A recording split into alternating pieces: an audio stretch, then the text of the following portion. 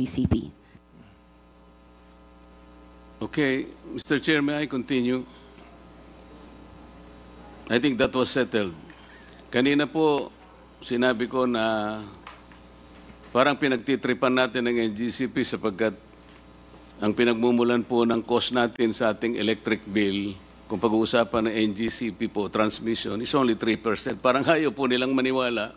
Mr. Chair, ako po, religiously po na kinocompute ko po, alam ko yun eh.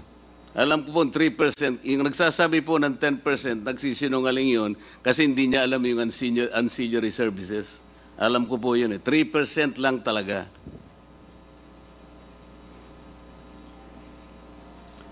Madam ERC, may I continue with you, please?